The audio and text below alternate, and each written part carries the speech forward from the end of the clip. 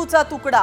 पिंपरी चिंचवडच्या इंद्रायणी नगर मधील घटना। अन्न आणि औषध प्रशासनाकडे करणार तक्रार।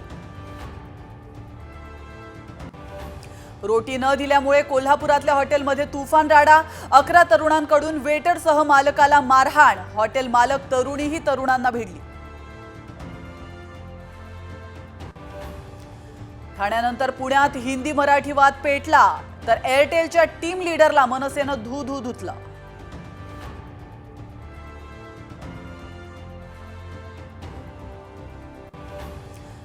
वाघिणीला 5 बछड्यांसह घेणं महागात पडलं। जिप्सी चालक गाईडवर निलंबनाची कारवाई। उमरेड कुऱ्हाडला अभयारण्यातल्या घटनेनं खळबळ।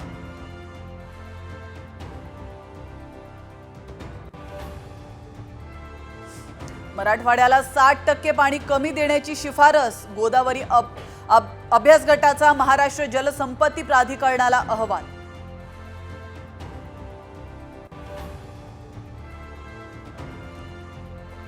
मुंबईत आजपासून पुन्हा कडक प्लास्टिक बंदी। हॉटेलांसह बाजारांमध्ये देखील झाडाझडती।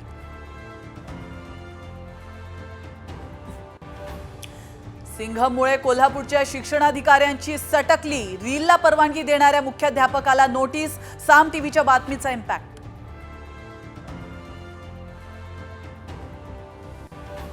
शिर्डीच्या साईबाबांच्या चरणी 9 दिवसात 16 कोटींहून अधिक दान।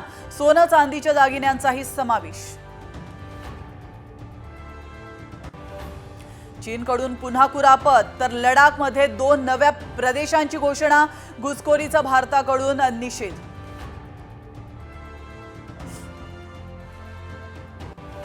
रिटायर होणार नाही। टीम इंडियाचा कॅप्टन रोहित शर्माची मोठी घोषणा।